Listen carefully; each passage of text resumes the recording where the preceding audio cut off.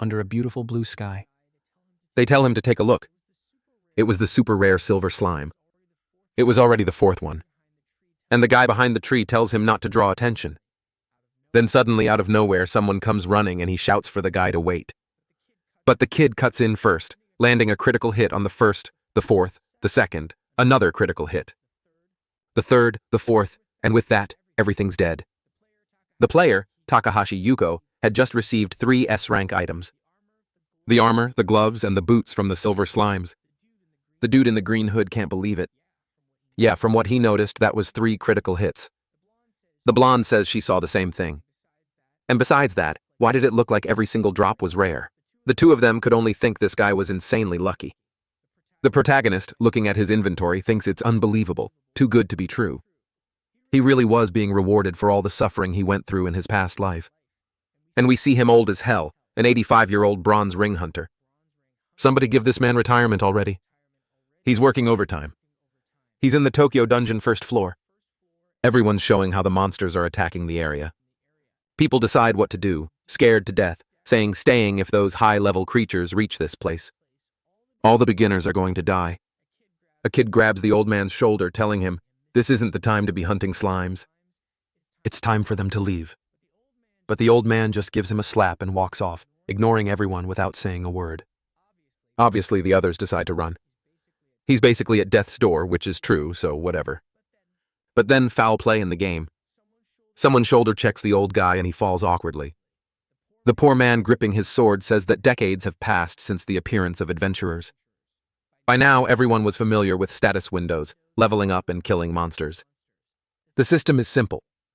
You kill monsters, you level up, and along with that, your stats increase too.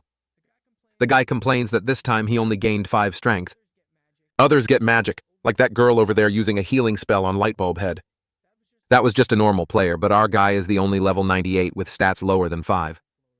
He says he worked his whole life, killed every slime possible. He swore he'd never give up. He just kept hunting until he reached 98, killing nothing but slimes, nothing else. But then he cuts down one more and still can't believe nothing's changed. The max level was 99, and he knew something special had to happen. There's no way he was really destined to be a failure. He runs straight at the slime, smacks it with his bare hand, healing for the bastard to die, tears apart with pure brutality, biting into it, and right then, he levels up. Finally, he hits 99, trembling as he says, "This is the great reward for everything he suffered." But the system says he gained 1 point of strength. Just like that, his grand total reaches a hopping 6. The old man can't believe it. He slams the ground, asking if the world is playing with him. Had his entire life really been for nothing? At that moment, surrounded by creatures, he decides there's nothing left to expect from this world. The monsters that had been announced begin to appear and close in on him. For him, though, that was fine. His life had been miserable anyway. Everyone humiliated him, and he couldn't save his mother who always took care of him. He even ruined his little sister's dreams. Finally, this cursed life ends with him being turned into slime. Death. That's all the little system says until suddenly the matrix flashes up announcing that a strange error occurred in Takahashi Yuko's system. To fix it, the only option was to roll back his life. As an apology from the system, he receives a secret parameter with 99 points. His life ends, and he opens his eyes to someone congratulating him. From this moment on, he was an adventurer. The protagonist stands there, still not really understanding, glancing around. She asks if something's wrong. He says no, heads toward the pillar, and remembers this was the day he registered for the first time at the Adventurers Guild, March 15th. He also remembers a strange message about some kind of bonus he hadn't understood. He opens his status, and unfortunately it looks the same as always. At least he already had those 6 points of strength, right? The ones that took him 85 years to get. But then he notices something weird in the bottom right corner of the screen. Scrolls down and asks himself, what the hell is this? The guy had 99 luck. He tries to calm himself down before freaking out, wondering if luck was even a real attribute in his past life. For him, it always felt like some secret thing nobody could even see. And still, it seemed insane that he had so much of it. So yeah, the man who spent 70 years hunting slimes in pure suffering now had unbelievable luck. Well, no harm in trying, right? So he decides it's time to hunt some slimes. On the dungeon's first floor, he looks around and sees the usual little blue ones. For him, that feels just like home. But then suddenly, something flashes by, and he wonders if it's what he thinks. A super rare silver slime, the same monster he'd only seen once in 70 years of slime hunting. And unfortunately, it escaped immediately back then. That cursed thing gives a ridiculous amount of experience, but it's famous for running away fast. That's why Takahashi approaches it quietly. But then, out of nowhere, an arrow lands right by his foot. He's about to curse the bastard who's off in the distance apologizing, but then he notices the slime acting strangely, looking side to side, confused. He imagines it's about to escape, but instead the creature lunges at him, and he can't quite make sense of it. The slime jumps again, launches another attack, and this time he counters, striking straight at the core and its head and shattering the creature. If there's one thing he knows, it's the weak spot in his slime. The problem is that his shabby little sword snapped on the first strike. Now he's going to need a new one. He's already thinking nothing's changed in this life. When a golden glow catches his eye, he turns stunned. The damn thing had dropped an S-rank weapon. And now that we know he's this lucky, I really want to know, does that luck carry over with the ladies too?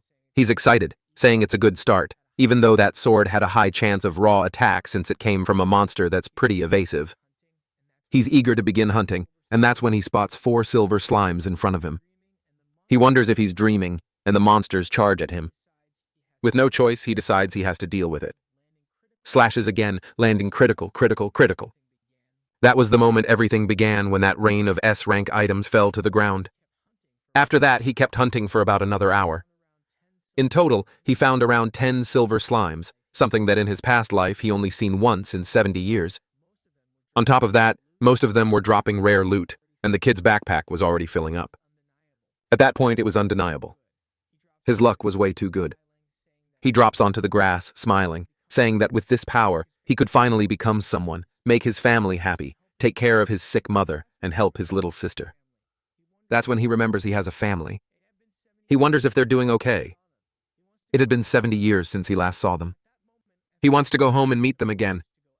At that moment, I thought he'd make up some excuse to go elsewhere. But no, we're already there face to face with the old house, and he even wonders if it was on the 2nd floor. He walks past house after house until he sees the name Takahashi in front of one RU-203. He tries to calm himself, takes a deep breath, and tells himself it's okay. Just as he's about to gather the courage to open it, the door opens first, and his little sister appears. Poor guy. Turns out he's got an arrow in the house. Someone cut the hair of hers before she heads down the wrong path. Still, he hugs Nomi, who wants to know if this is some prank. If there's a camera recording why he's acting like that. Yukio, though, just swears that in this life he won't let anyone take away what's precious to him. The big mouth already told his sister that he's got super luck, and she wants to know if that means they can save their mother. He says of course all he has to do is work a little harder. But hey, say stuff like that and the bad luck wave comes. Sure enough, the next day he sold that mountain of shrank items for a fortune. With the money, the guy went to an auction and threw down 10,000 cash on the rarest recovery elixir. Now we're at the hospital. Damn. Talk about the kid. 200 IQ. That's a protagonist who actually uses his head. His mother miraculously looks like a normal woman. For some reason lately, I've been reading stories where mothers look like honest-to-God actresses. She asks how they're doing, and the protagonist says he's the one who wants to know how she's doing. Momi hands her some food, but she says they shouldn't be wasting money on her like that. Obviously, our boy tells her not to worry about money anymore and says he's got a little present. Right then, he pulls out the potion and Noi says she's proud of her brother for making money in the dungeon and buying it. Their mom wants to know how he managed to earn so much money when he just became an adventurer. The rascal says he was lucky. At least he wasn't lying. And without ceremony, her mother isn't one to stall. She grabs it, says, "Hand it over." Damn it. Takes a big gulp and starts glowing, throwing out an era. They ask how she's feeling and she says she feels light and can even breathe better. He celebrates immediately and his sister high-fives him. And then he tells her to eat the pudding already. After the elixir, her symptoms ease. The disease stopped progressing and she started rehabilitation. With that, the story ended, folks. See you in the next video. Just kidding. We're heading back home. But what more could this kid even want? He already did everything he dreamed of. Damn kid. Being the Chad he is. As soon as his mom recovered, he put her back into her natural habitat. His sister is all happy. But he says it still isn't enough. That potion had only been a temporary measure. It couldn't cure the disease 100%. She wants to know what they're going to do, and he answers that they need an L rank potion. Man, he's never even seen one. Doesn't L sound like some loser rank? The item's name is Elixir. Real creative, and his sister says she's heard about something like that on TV. Apparently, only the top adventurers in the world ever managed to get their hands on one. The worst part is that it's a rare item that only shows up on floors below 50. Meaning the stronger you get, the harder it is to find. Unless, of course, you've got 9999 luck. And the other problem is that the item's non-tradable. He can't sell it to anyone. His sister realizes that means they'll have to get it themselves. And he says that's exactly it. Now Nomi wants to know if he can even make it to those higher fours. He says normally it should be impossible. His death would be like a dog getting run over in the street. She flinches, but he explains that normally that's how it would go. After all, the potion he gave their mom wasn't just luck. He also had the knowledge from his past life. He knows where elixir spawn because even though he couldn't climb higher, he always studied every floor. That cursed translator tricked me. Turns out the elixir only drops from monsters above 450. The exception is the floor 20 boss, the ancient golem. Obviously, the tough part about that monster is not only that it's hard to kill, but it's also hard to even find. On top of that, it's rare for it to drop the item, which is why almost nobody knows about it. In his past life, it only happened once. But judging by how things are going now, it shouldn't be impossible for him. Noi says he's got that guilty face like he's planning something shady and tells him to drink some water, saying she knows he can do whatever he sets his mind to. The protagonist explains that there's a chance, but first he has to prepare a few things because there's always a more efficient way to solve problems. The first thing he needs, obviously, is high-quality equipment, that S-rank sword of his, but with that nasty 30% miss debuff. His sister shows up and asks if he's heading to the dungeon, and he says yes. She thinks it's risky and tells him to buy armor since the kid's basically wearing 3 rags, but he explains his stats are too low for that. True, now that I think about it, his attributes are still way too low. Okay, sure he's insanely lucky, but how the hell is he supposed to fix that? Takahashi wants the answer to that himself. For now, his only option is to keep farming and see what happens. At least he's been gaining some skills that help him fight. Nozomi tells him that if he wants to get stronger and use armor, he needs to raise his stats. And she mentions something about the 15th floor. He confirms saying yes, that's where the Crown of Alice is, a rare monster that drops a miraculous fruit. His sister wishes him luck, gives him some food, and tells him to be careful. I don't know why, but this family is way too happy. Any moment now, a meteor's going to crash into that house. Now, we're in the forest with carnivorous plants devouring bugs, and our protagonist really does look like a side character in that ragged outfit of his. Alice's dungeon obviously is surrounded by plants, and the biggest problem is that it's extremely easy to get lost there. The good part is, since it's one of the early floors, plenty of adventurers have passed through, and there's even a perfectly detailed map of everything. He walks for a while and reaches a spot that should in theory be the nest. The trees look normal standing still, but if you throw a rock at one, in theory, it moves. Right then, the creature rises to attack him. But he was already expecting it, saying his strike hit dead on, landing yet another critical. As long as you know where the surprise attacks come from, this place isn't that hard. Obviously, after killing one, the bastard immediately gets a rare drop. He eats it, saying it tastes kind of like an apple. But that detail doesn't matter at all. What he was interested in was that right there, he had gained another point in strength. Those fruits were extremely rare, so normally it wasn't a viable strategy to farm them just to raise your attributes. Unless, of course, you were some bastard with 9999 luck who could spend all day in the dungeon dropping and eating, dropping and eating. And sure enough, the kitten already gained 27 more strength, plus 13 and 14 and everything else. Guess I take back what I said. Problem solved for him. He decides it's time to head back for today when something suddenly brushes past his back. He turns around startled and someone warns him that this isn't a good place to hunt. 2 guys with the most honest-looking faces in the world ask who he is. But Yukihito immediately realizes these bastards aren't adventurers at all. They're trackers. One of them, biting at his ankle, mocks that the spoiled brat with his expensive gear is done for. The other tells him to drop everything and get out if he wants to live.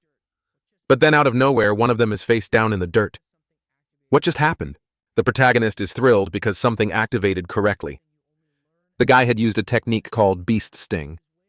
something you only learn at level 25. So yeah, he was way above Yuko. In theory, beasting is an unavoidable strike, which is why it deals 30% less damage. But the protagonist had the slime's tear equipped, an item with a 1 in 3 chance to cut incoming damage in half. Since the strike already hit weak and then got hauled, it basically did nothing. If it weren't for his luck, he'd have a hole in his stomach. But luck is the one thing he's got in spades. Now the short guy, barely a meter tall and fuming with rage, wants to know how Yamada got dropped by a single hit. And Yukihito tells him to surrender. Maybe he'll forgive him. But the guy shouts not to underestimate him, claiming he's deadly at long range. Yukio agrees, saying, "Fine, then since he can't fight at long range, let's make it even." He opens the system, pulls out a staff, and declares they'll fight fair. The whole area is filled with plants, and the big-headed guy is confused, wondering what kind of weapon that is. The protagonist explains it's the Staff of Nonsense, something he looted off one of those creatures. The guy instantly feels like he's already won. The Staff of Nonsense was rare, sure, but completely useless. It triggered random spells, most of them garbage. 40% chance to fail, 30% to cast a beginner spell, 20% to slap yourself with a debuff, and only 9% to pull off something decent. All in all, irrelevant. Now he just had to wait to claim victory.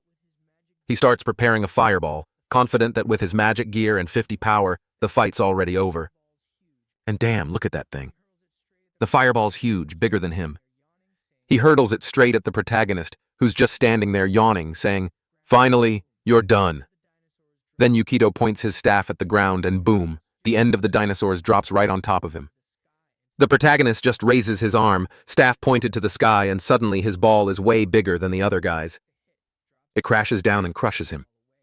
The man can't take the hit, drops his knees and tries to crawl away, stammering about how Yuko managed to summon a meteor, but it's over.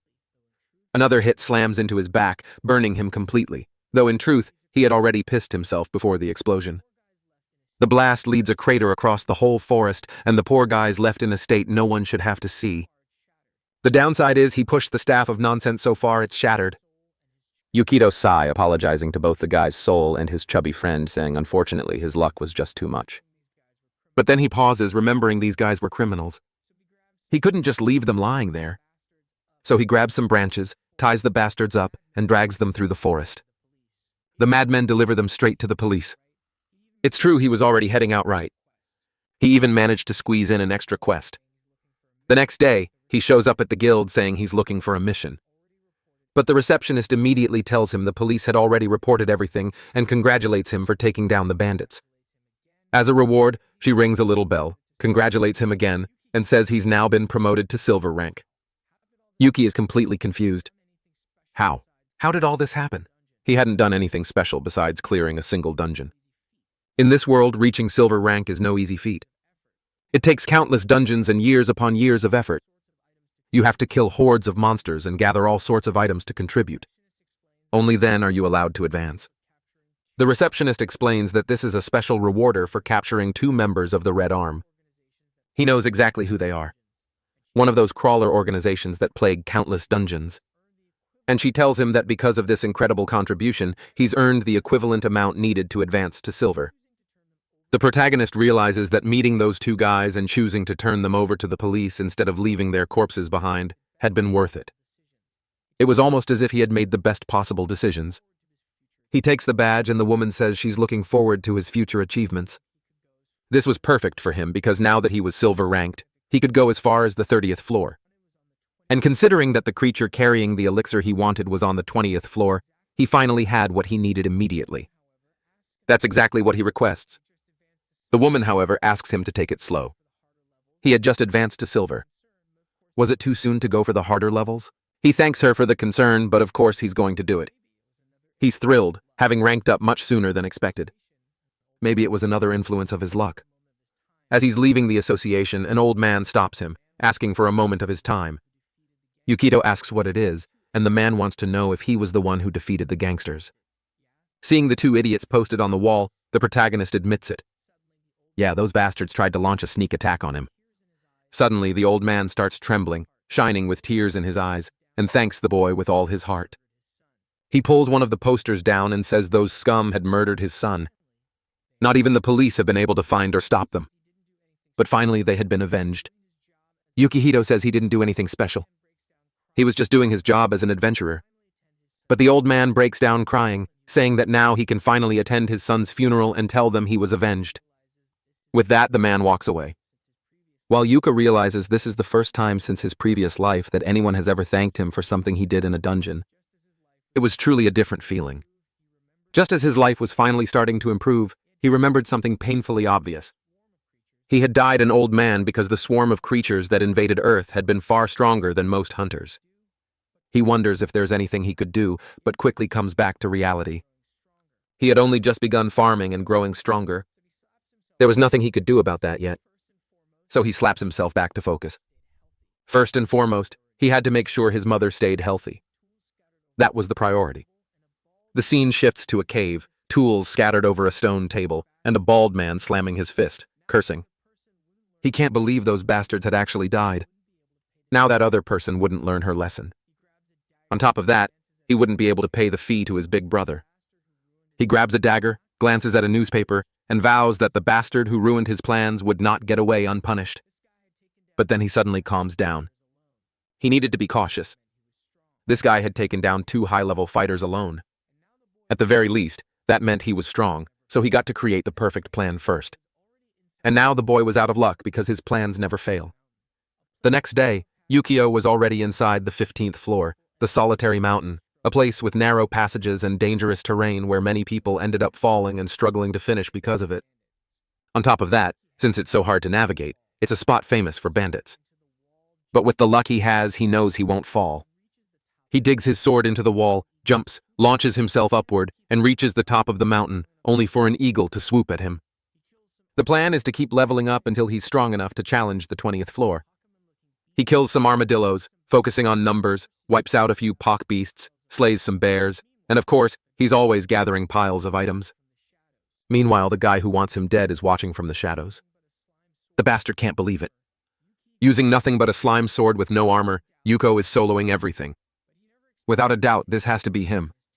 But he never expected the kid to show up right in his territory. He needs to calm down.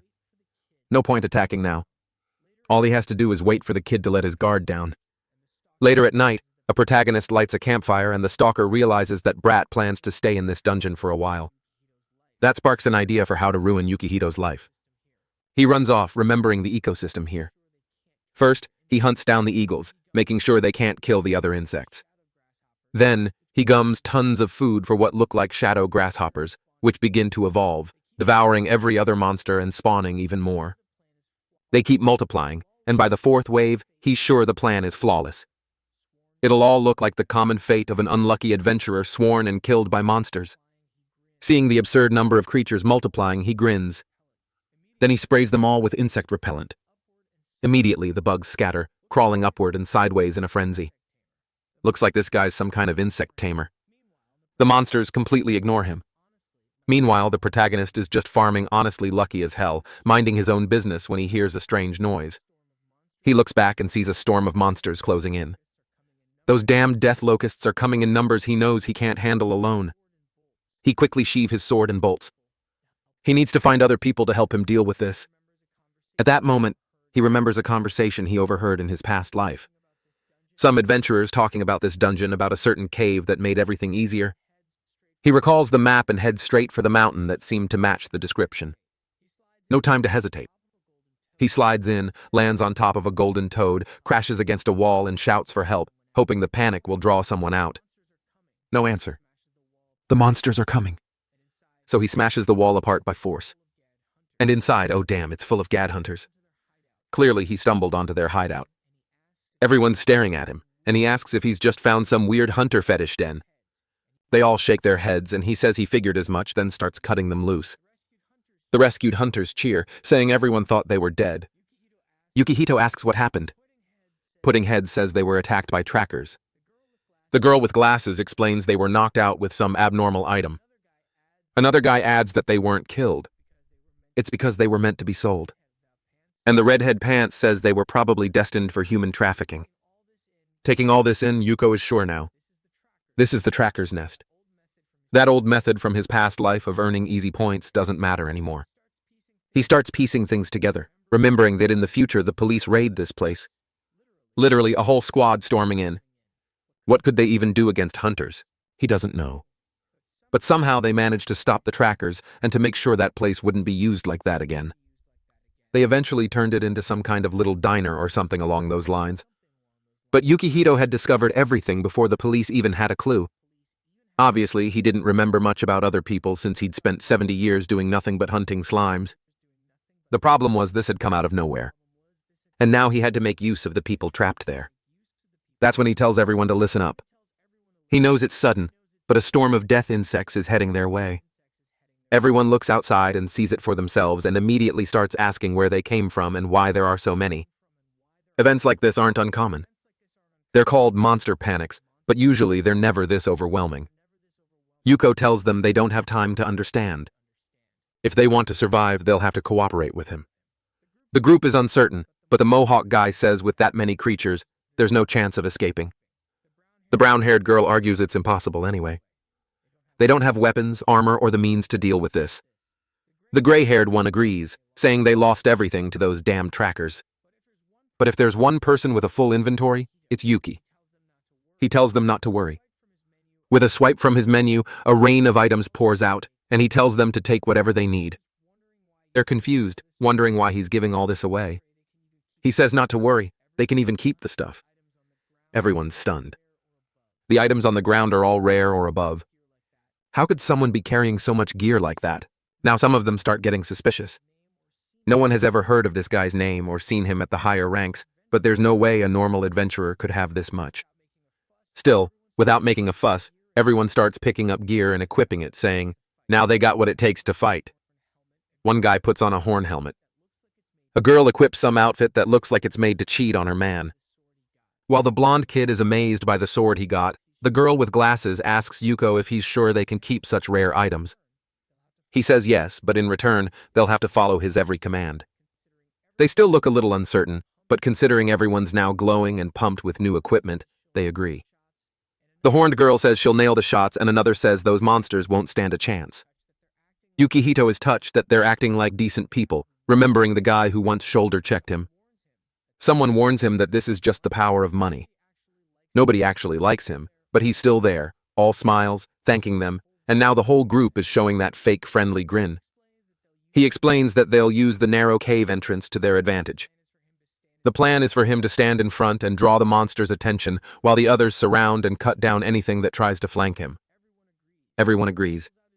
He pulls out his sword and tells them to get ready for the fight, which basically means just stand there since the monsters have been charging in for half an hour, but hadn't arrived yet. And of course, the moment I say that, one steps right under his feet. Another gets cut down. Fireballs fly, another slash cuts across, a girl launches magic into the sky, and the entire mountain is surrounded. The problem is, there are so many creatures that they're struggling to funnel through, and they've started chewing into the cave itself. At the entrance, things are getting tense. The group is getting tired and the wave never stops. Yukita realizes the narrow passage plan alone isn't enough. There's no way they can stop them all. And right then the ceiling begins to shake. He tells everyone to hold their ground, not to break formation, but then the ceiling cracks completely. Now there's no formation at all. Everyone runs in different directions, every man for himself or not. Since they're in a cave, there's not much room to escape. The protagonist notices an abandoned mine shaft nearby, unstable but still there. On the other side, he also notices some dynamite lying around. Most likely, the trackers had planned to use it to expand that area, but now he could put it to use himself. I love how humble the insects are while he goes over, picks it up, and stares at it. They just wait patiently. Then he orders everyone to grab the dynamite, and these bugs turn out to be the friendliest creatures on the planet. Oh wait, just because I said that some of them up front are already tanking hits, weren't there supposed to be some dropping from above too? Yukihito says they fought desperately against those creatures for hours, until at one point only a triangle-shaped section of the cave remained with a hole opening up behind it. The girl says their only options are to jump and die or move forward and die. Even a horned guy carrying the heaviest burden a man can bear admits he can't handle it anymore. Yuko looks back and says he didn't want to solve things this way, but it's the only option left. He calls everyone over, asks for the dynamite, and the group just decides to trust him blindly. His inventory is crammed, and he knows low-intelligence monsters usually target whoever seems the biggest threat. Since he's the one who killed the most, that target is him. More enemies come in from the redhead's side, and Chu warns there's nowhere left to run. That's when he gives the order for everyone to escape, and chaos erupts as they rush to get out. Meanwhile, Yuko tells them to run without him. He'll handle this, and they can trust him. The storm of insects charges straight at him, and he thinks to himself that in this life, you'd have to take risks.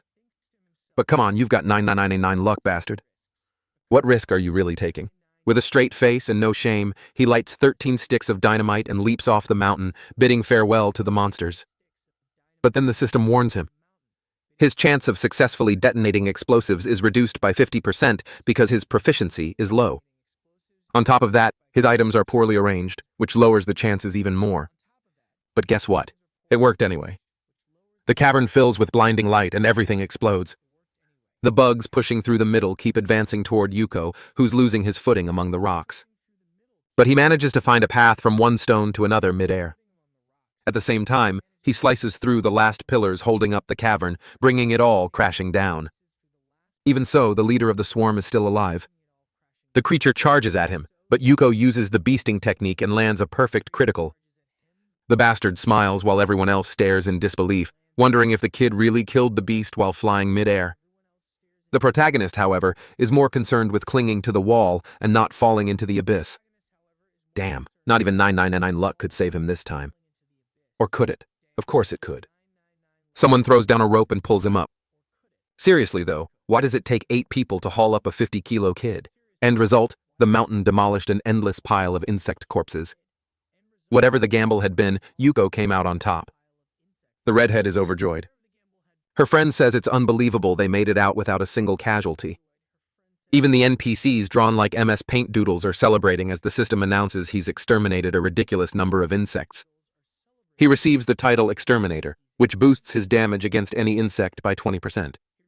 And he also gains 3 levels, which honestly feels like nothing. Seriously, the guy wiped out like 3,000 bugs for just 3 levels. Granny in this world is pure hell. Meanwhile, the bald man is kicking a wall in frustration. He hasn't even faced the protagonist directly yet, and he's already lost twice, and he knows the higher-ups are going to demand a heavy price for exposing the base and losing those underlings. It's all that bastard's fault. Out of nowhere, he takes a swig of his drink, smashes the bottle against the wall, and growls that he's going to kill him now, even if it meant sacrificing his own life. All right then. Let's see what he's going to do because our protagonist is heading into the dungeon, and all eyes are on him. Looks like the people he saved have been spreading stories, and now he's the popular one, the mountain destroyer, Yuko. Everyone knows he saved countless people, and now everybody wants to invite him into their parties. But he's pulling a Sun Jun Woo from solo leveling. He says he prefers to play solo. He can't take companions because that would only make getting the elixir harder. In battle, loot distribution is random. Back in that insect hunt, he realized that having more people on the team actually lowered the quality of what he received. Unfortunately, as amazing as his luck was, it was an omnipotent. So his plan is to go it alone. Next thing we see, he's at home surrounded by a banquet. Every god who goes, his mother and sister are all smiles. That nostalgic feeling of happiness fill in the room. While his sister says she knows he's heading for the 20th floor and her mother worries. Only 15% of people make it through and the death toll is high. The protagonist tells her not to worry. He's the real deal. While his mother pleads with him not to push himself too hard. He remembers her sniffing the towel and says he's more concerned about her health than anything else. His sister thanks him. His mom laughs and they all start eating. He gulps down some water, says he's off in search of the elixir too again. And now we're finally at the 24 dungeon of the pillars. Explain this. 50 frames of him eating and chatting with his sister, and then suddenly he's in the dungeon sprinting through and slashing everything in sight. The creatures there are inorganic types. They have no mercy for adventurers. If they get the chance, they'll kill you instantly. He's running when a gargoyle swoops from the side, but he whips around and lashes out with his sword. He keeps charging deeper until he finally stands face to face with the golem. The plan at first is to just observe the patterns and learn how the monster moves. He dodges its attacks until he's certain of its rhythm, then charges in and slashes its arm. The monster falls and he finds himself in front of the boss door. The outcome here would mark the start of a new life for him. As the door opens, he sees a strange chamber. He's never seen one like this before. Something in the center. And once you enter, the door seals shut. At least the cursed statue isn't here laughing at him. Just the ancient golem, the bastard guarding the elixir. The 24 boss, armored and devastatingly strong.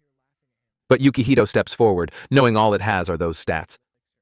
Its speed and patterns are predictable enough to handle. His plan is to land a direct strike right in the core. But wait, what's that bald guy doing there watching our protagonist? I don't know if it's his doing, but suddenly a second golem appears. Oh, so the bald guy slipped in, activated his own golem, and left Yuki facing both. Absolute bug abuser, get back here so I can report you to the GM. Yukihito knows no beginner survives the 20th floor. This man deliberately turned it into a double dungeon. A knife comes flying and he blocks it. Certain now that none of this is coincidence. The bald guy with the wide earrings notices how sharp the kid's reflexes are. But with multiple precise attacks and 2 golems against him, survival seems impossible. Only an idiot would challenge a boss that requires 4 people alone. The plan to force another golem spawn was perfect. Being a level 52 thief, it was easy for him to conceal a monster's presence. So, while Yuko is distracted, the man provokes the other golem, uses Shadow Step, and traps him once again. Not only does he have the thief class, he's also wearing an S-rank cloak of invisibility.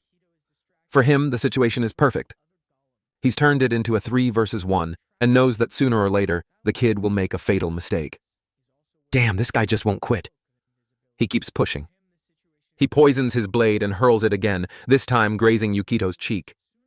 At least the poison triggers, but thanks to luck, the effect fails. Tai finds it strange.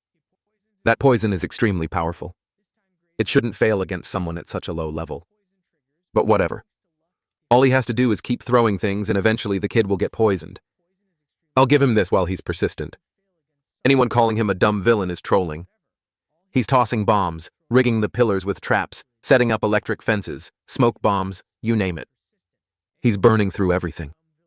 Meanwhile, the protagonist is just like, hey, let me kill my little golem here, please. Teach sets so many traps down there that even he can't stand in it anymore.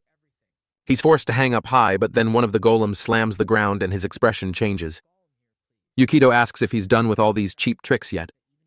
Right then, Tishi realizes maybe the kid knew everything all along. As Yuko picks up a dagger from the ground, he calls him out to come down and join the fight.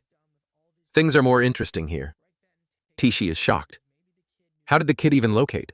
And when he's cloaked with invisibility and using the thief class, Yukihito explains that the basic ability of warriors is intuition.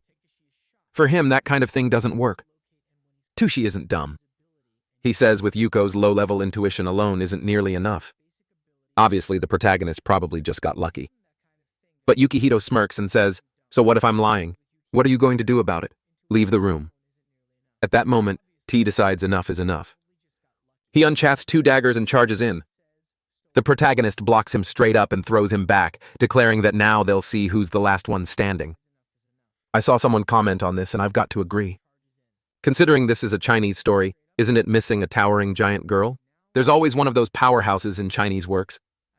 But nope, no giant girl, just a bald guy getting tossed across the room wondering how Yuko spotted in with nothing but low-level warrior intuition. But Yuki knows the guy will never believe it.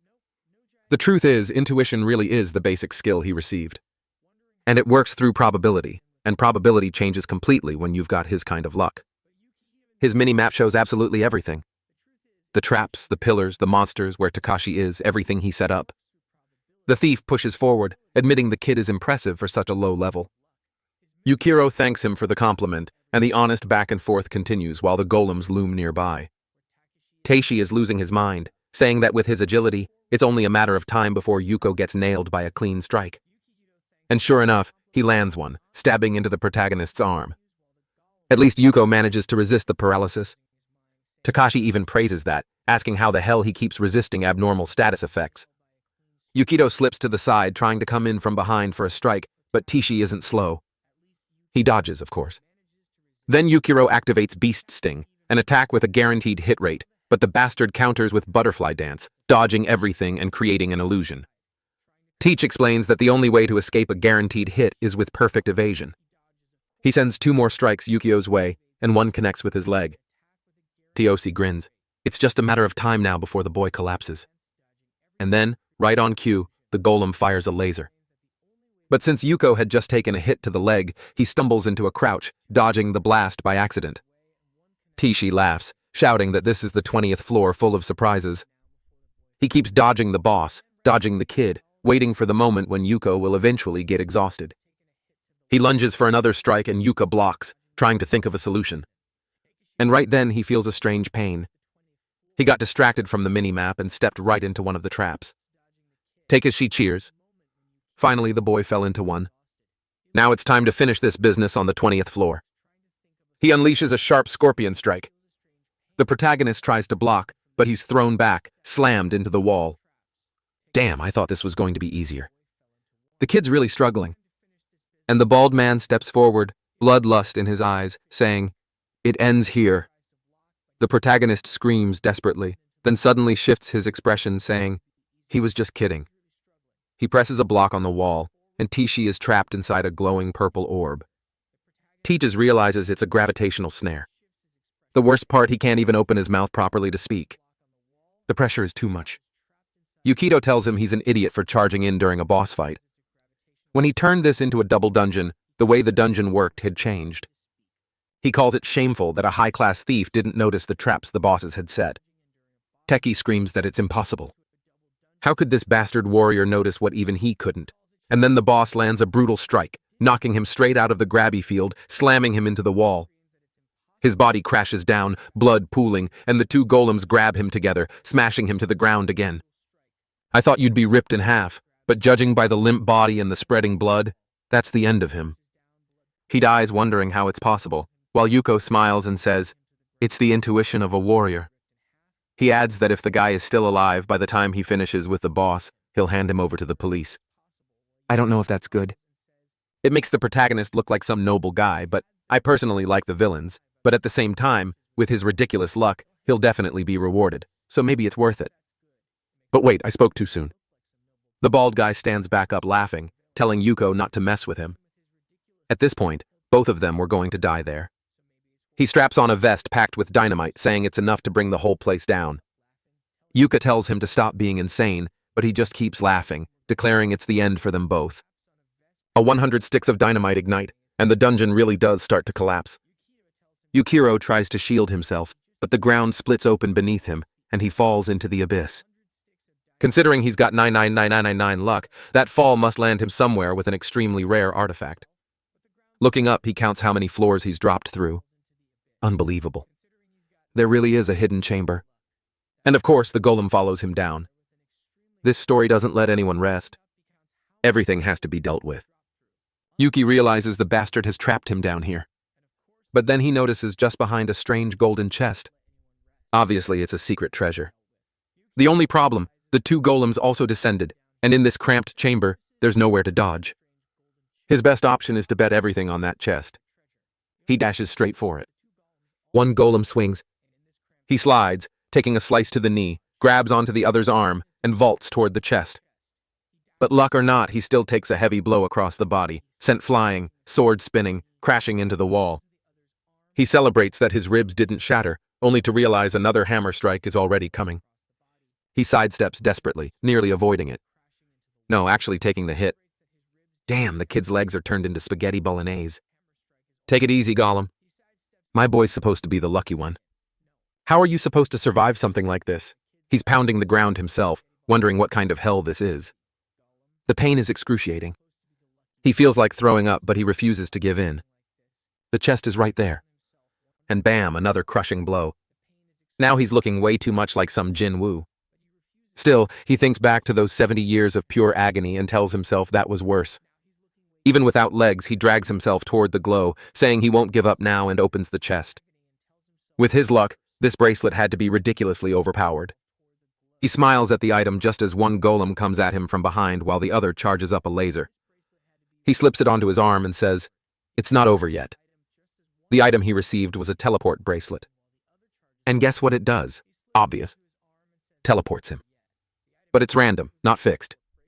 Of course, like always, there's some activation probability nonsense. Oh no, the chance is down 35%, it's only 15%. But wait, he's got 99.99 luck. Will it work? The hand connects, and of course it works. Drama for nothing. What? I thought it would send him into the afterlife or something, but no. He reappears right behind the golem, legs mangled, driving his blade straight at its weak point. But this story never lets anything be easy. The monster whirls, slamming him with a shoulder check and firing a massive laser, tearing the place apart. Even the protagonist complains, saying, "This fight is way too hard. Just let him win already." Still, the item is busted. He teleports again, reappearing behind the other golem, striking its weak spot. Then the green one leans back, hurling him toward the purple one, which whines of a hammer strike. Another teleport. Another slash at the weak point. And again he lashes out. He's actually starting to land blows now. The monsters have absurd health turning and trading attacks. Men stop while Yuko keeps abusing the mechanic out from one onto the other over and over. The golems start losing their minds as cracks spread across their crystals. Slash after slash, teleport after teleport, all while he has no legs. That's what I notice. He literally can't touch the ground. He's fighting midair, refusing to quit. If they want him dead, they'll have to work harder for it. The both golems charge in from opposite sides, and Yukihito says this is how he ends things. He vanishes, forcing the green one to punch straight into the purple's core, cracking it wide open. At the same time, Yuko appears overhead, activates Beast Sting, and lands a perfect critical strike. Actually, what's a perfect critical? Isn't a critical already perfect? That's redundant. Anyway, he draws his sword, charges the second golem, says his determination isn't over yet, and cuts deep, triggering a rainbow-colored ultimate. He starts blacking out and the bracelet is cracking too, like some Walmart trinket begging for a recharge. But the system declares Yukio has defeated the ancient golem and another ancient golem. Since there were two, he receives 2 elixirs, beautiful, one for his mother and one for him since he's legless. Without hesitation, he downs his in a single gulp. A green glow floods the chamber. His body restores completely and he's back to 100%. The other elixir rests safely in his hand. Perfect. The system then announces that because he achieves special conditions, he's earned new titles. Survivor grants +10 endurance. Giant Slayer gives +20 strength, and Champion of Justice adds +10 dexterity. He stores them in his inventory, smiling. It's time to leave. With a sequence of leaps and teleports, he climbs out of the pit. But when he reaches the surface, the bald bastard is gone. Well, not gone. He blew himself up with 100 sticks of dynamic strapped to his chest. That's how it works. Nothing left of him. At least I hope so. At least now they have that desk rank item. And the kid was proud, opening the door and saying this stage was complete. After that, he went straight to the guild, reported everything that happened, and even showed them the cloth he recovered. The receptionist immediately rushed out, calling the guildmaster, who came to thank him and asked if he'd be willing to do an interview and all that. But Yukiro couldn't care less. He just wanted to bring the elixir to his mother. Adios, amigos, Tango Cosa's mayor's quasar. On the streets, though, things were different. Everyone recognized him now, even a billboard with his face plastered across it. He arrives home, opens the door, and his 2 girls are right there. He shows his mother that he brought her the strongest vodka of them all. At the hospital, the doctor confirms it. Yuki's illness is completely cured. The 2 can hardly believe it, but the doctor says it's expected, considering how rare an elixir is. The whole family embraces the mother holding Yuko's hand and thanking him. Overcome with emotion, he thanks her for raising him, remembering when he was just a miserable old man who had to watch her die helplessly. Nomi cuts in, telling them to stop being dramatic and head back home. This wasn't the place for that. She then warns him and he should keep an eye on his surroundings. What's happening? Suddenly, everything falls into darkness. Someone is watching from the window, approaching, saying, "It's such a tragedy." Out of nowhere, a blond man appears, remarking how sad it is that such an admirable family will now be drowned in sorrow. The only comfort, he says, is that they're already in the hospital. Then he speaks aloud. "We tried our best, but unfortunately we couldn't save her. That way," he says, "the family will have no choice but to accept it." The cause of death would simply be listed as a heart attack. It seems this man had stopped time preparing to strike Yukito's sister, but Yukihito intervenes. The blonde freezes, shocked as Yuko demands to know what he thinks he's doing. The man tries to understand how is Yukito even moving right now. And the protagonist presses him, demanding he explain why he's here. That's when recognition dawns. This man, at least in theory, is the great hero, the most powerful adventurer ranked #1, the man the world depends on to be its savior. The blonde smiles, confirming it. He introduces himself. Oyama Cosmo Light. Occupation hero. Rank LGBT. Just look at the badge. Yukihito asks why he's attacking Noi. But the hero insists he's the one asking questions. He wants to know why Yuko can move inside the void barrier.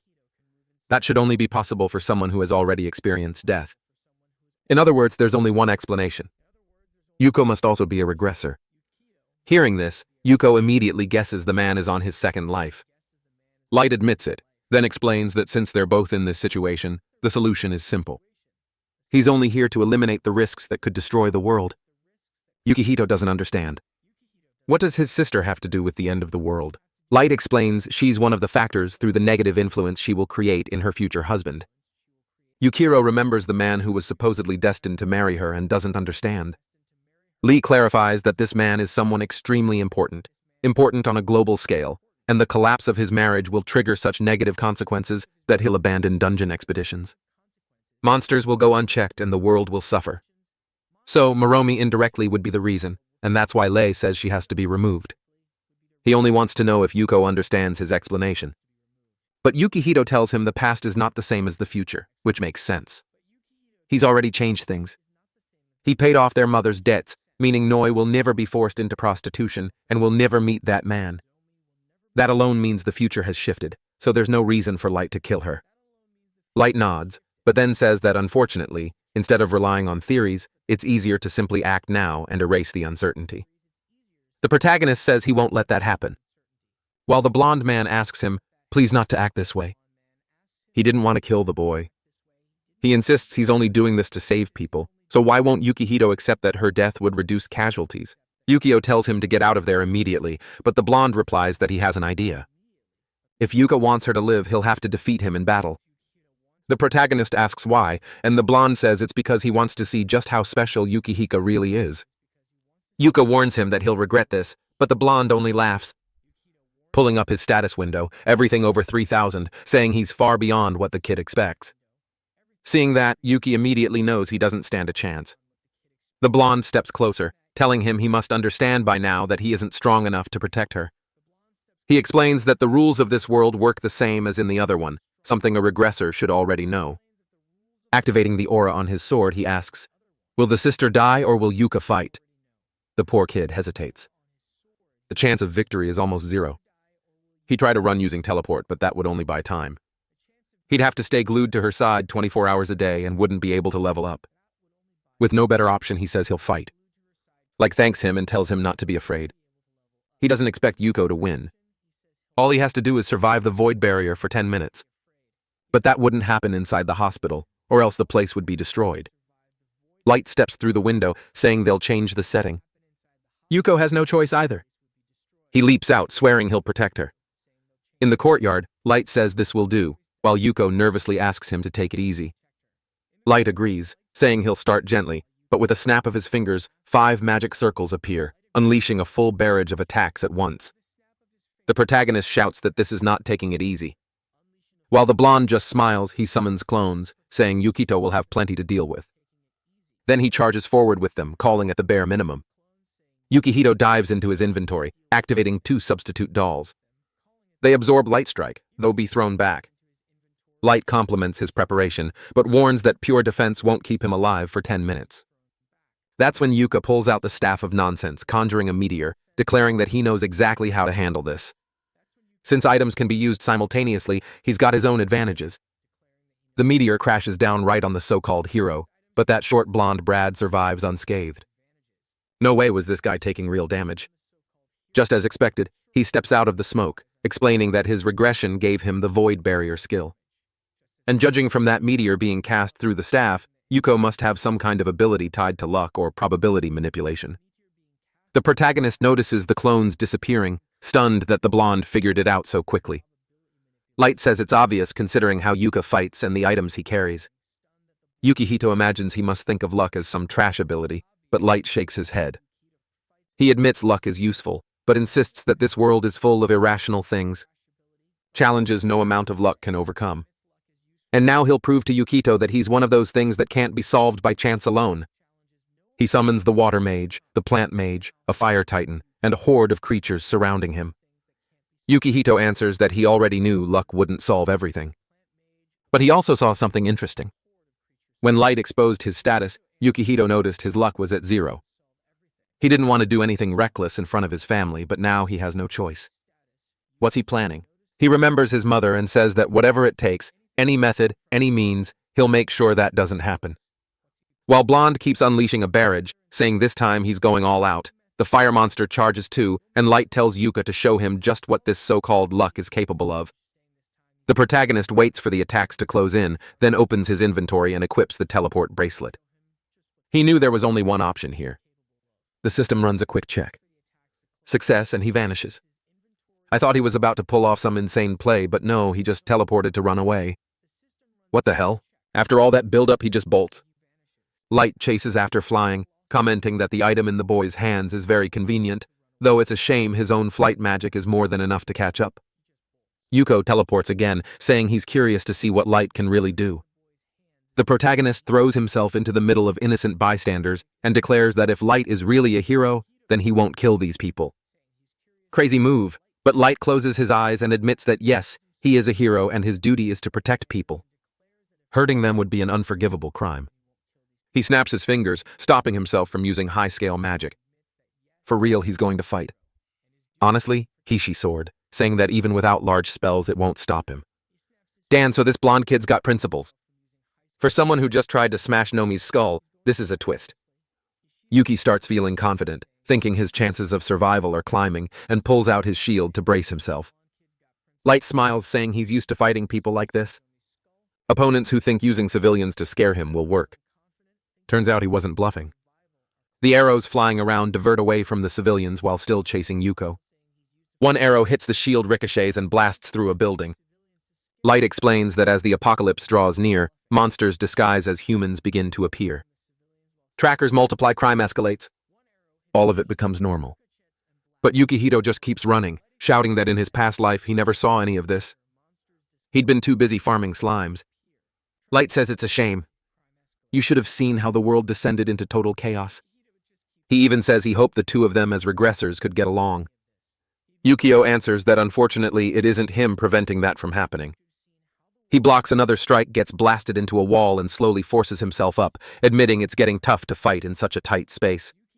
Light starts to say something, but Yuko grabs a skateboard line nearby and bolts, pulling tricks on the way out. Light just laughs, saying it's funny he actually thinks he can escape. He conjures a wall of light across Yukihiro's path, cutting him off in the moment Yukito stops. Light appears behind him, ready to strike. Yukihito glances to the side, spots a pillar, and mutters that the timing is perfect. He kicks it, sending it crashing down, saying, "Now it's time for a counterattack." Light looks alarmed, not because he's about to be crushed, but because behind him sits a civilian's car. He's forced to stop the collapse. Yuko praises him, saying he really is a kind hero. Light answers that, of course, saving people is what he does every day. That's when Yukito says he wants to see just how much he can really protect. Sparks erupt, surging through the city grid. Water bursts from the ground. Explosions ignite.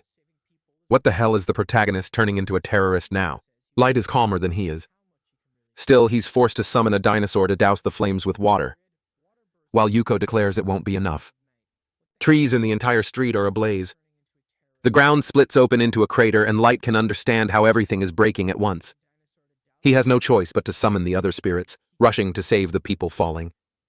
The car is being dragged down. Everyone about to die.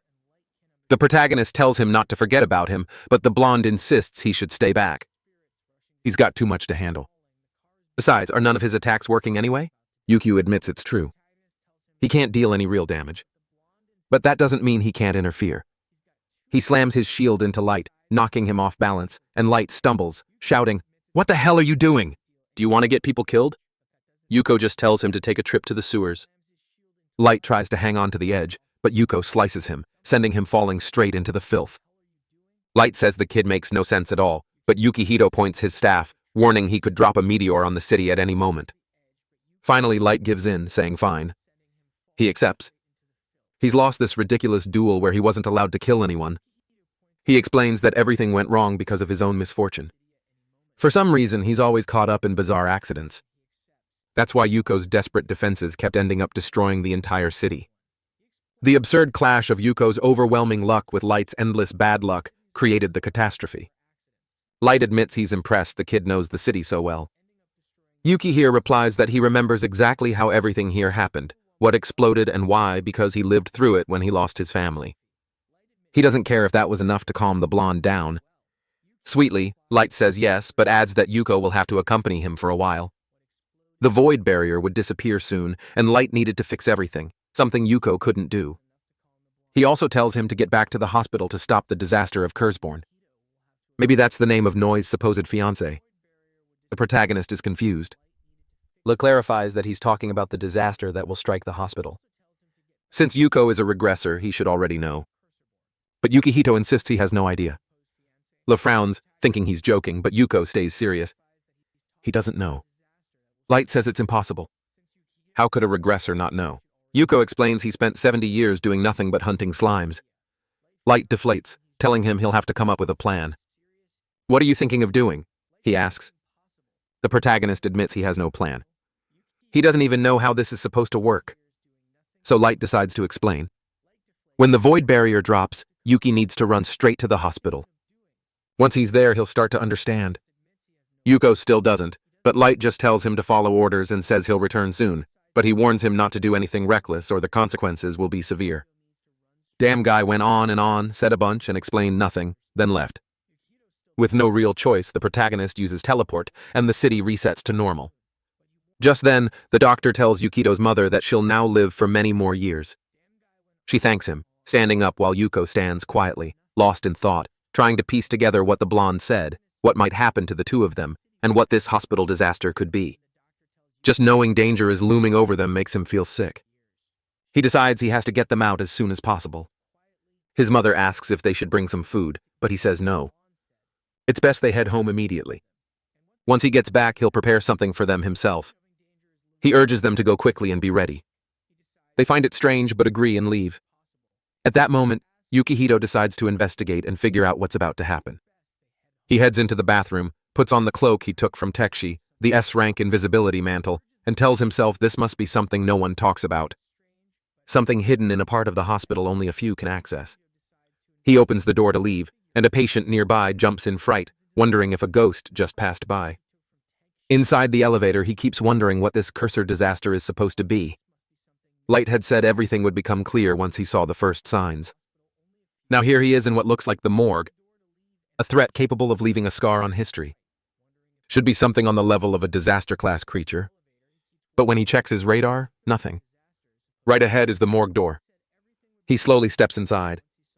The smell of death lingers in the air as he approaches, trying to figure out what's about to happen. He paces back and forth, searching for clues, but finds nothing. Then when he opens the system menu, he suddenly feels something strange. One of the corpses begins to rise. Not just one. In fact, all of them start standing up, moving toward him. At that moment, he understands why the blonde said it would be easy to figure out once it began. Seeing his zombies, the protagonist recalls that in his past life, there had been some kind of necromancer or creature around this time. Since all of these things are undead, it makes sense. The first charges at him, and he swings, head sliced clean off. Another lunges, he tears it in half. A third comes from the side. He kicks it back. In his past life, these creatures have been handled through a proper ritual. But here, no one knows that yet. He'll have to improvise. At least this curse doesn't spread to humans, so he doesn't have to worry about bites. The creatures are stupid. Just toss a chair on them and they stumble around confused, coming at him one by one. While blocking one side, he pushes forward, decapitating another, slicing through more, smashing one with a table until most of them are down.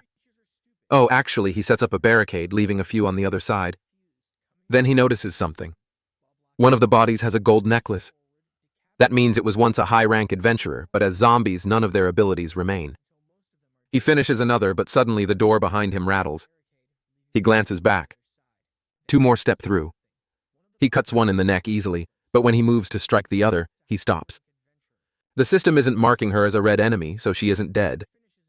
The woman, looking half dead, begs him not to cut her. She isn't gone yet. Yukio is startled, asking if she's one of the workers here. Unfortunately, she can barely speak. She isn't a zombie, but she's already cursed. Without the right tools and items, she won't survive. Now he hesitates. The easiest path would be to ignore her and just clear out the zombies behind the barricade. But he isn't someone obsessed with efficiency or speed running through everything. So he pulls out his portal. Off he goes to a merchant, an alchemist, even to a prayer hall to grab a book. He reads up in the city and returns. The woman is still collapsed there. Looks like the teleport also freezes time, but from the purple spreading on her fingers, the curse has advanced. He takes a drop of her blood, puts it in a vial, and begins mixing all the items he gathered. According to the texts, it's just a matter of combining them and beginning the ritual. Guess what happens? With his poor skill in sacred medicine, the chances of success are almost non-existent. 1% at best. And yet, of course, it works. He kneels beside the unconscious woman, places the vial at her lips, and lets the liquid flow. Careful where you repeat a line like that could get you locked up. But it works. She stirs and life returns. Maybe she's the first real female character in this story, aside from his mother and sister. Satisfied, he sets her gently aside, draws his sword, and turns back toward the barricade. Time to finish the zombies. But now he notices something strange. The barricade is far too quiet. No wonder this woman was still alive. When he checks, some of the zombies are merging together into blobs of black sludge. The bodies look like they're being absorbed, turning into one massive creature with countless arms and a skeletal head. The protagonist wonders if slimes weren't supposed to be the only monsters that absorb things so easily. Apparently, the curses placed on each body had all pulled into this one. This was the price he had to pay for not killing every single zombie earlier. That blonde bastard would laugh at how inefficient he'd been. But he saved that woman, so he doesn't regret it. He charges forward as the monster lashes out with its tentacles. He swings and slices off a head. Too easy, right? Of course, the thing's still alive. It strikes again and he cuts another head. Dangerous as hell. But there's no other choice. He keeps chopping them off. 3, 4 more go down and he thinks maybe it's handled. But the creature keeps growing, sprouting even more, glaring down at him. And not just that, it's pulling in more corpses, regenerating as it goes. Yuko can't believe this. Why is this zombie so busted? They're supposed to be brainless fodder. Worse, no matter how many heads he cuts, it's not faster than the monster regenerating. The problem is that most warrior skills are built for single-target combat, not area attacks. His only real option would be the Staff of Nonsense, but he can't just summon a meteor inside a hospital. Another idea crosses his mind. Maybe he could buy time until the blonde shows up. But that hope vanishes when he sees the creature sucking in more bodies, growing even larger. The monster doesn't give him a second to think. More tentacles slam down, forcing him to dodge while the entire room shatters around him. He knows he has to kill it quickly before it becomes unstoppable. That's when reality hits him. He just got promoted to silver rank. He's nowhere near strong enough to finish something like this in a single strike. Scrambling for solutions, he remembers the medical supplies piled in the corner. Blocking another attack, he racks his brain for any recipe, spell, or trick that might help. Suddenly, an idea sparks. He could craft something. He rips the legs off the stretchers, shaping them like pipes. The monster smashes down again, and he mutters about how damn impatient it is. He tosses another stretcher into his inventory, grabs a piece of metal, and readies his shield. As the thing lunges, dodging to the side, he pulls out the book from earlier, flipping through until he finds a recipe for black powder. The problem? He needs potassium nitrate, sulfur, and charcoal. Where the hell was he going to find those? The easy solution would be teleporting, but he's already running on empty and needs to recharge. So he decides to improvise here. In the corner, he spots wood. He can turn it into charcoal by burning it. He throws it into the alchemy pot. Success, that the system warns of extremely low probability. Next problem, sulfur and potassium nitrate. He pulls something from his inventory and hurls it at the monster to buy time, then grabs his phone to search information from his old world. Turns out sulfur can be sourced from incense. And in a morgue, incense is used everywhere to mask the stench. Sure enough, he spots one, but it's already burned out. He checks the collapsed woman, rummages around and finds a few matches, lights them, scrapes off the residue, tosses it into the alchemy pot. Sulfur acquired, and not just sulfur. The system confirms potassium nitrate as well. With that, black powder is crafted. Now he just needs ammunition. The kid's really trying to build a weapon in the middle of a cursed hospital fight. What the hell is happening? I don't know what this guy is thinking, but he's grinning over the book, excited, while the monster lashes its tongue and charges at him. Of course, now that he's finished the recipe, the beast rushes in. At that moment, he uses a sheet of paper to complete the alchemy of an item never before seen in that world. The chances of success were low. The higher his luck, the better the result would be. And with that, a double-barreled shotgun is created. The protagonist immediately pulls out not one but two, saying, "These are perfect for a like on this video that helps Mamoru make more juicy content for his viewers. Activate the cheeky little bell and I'm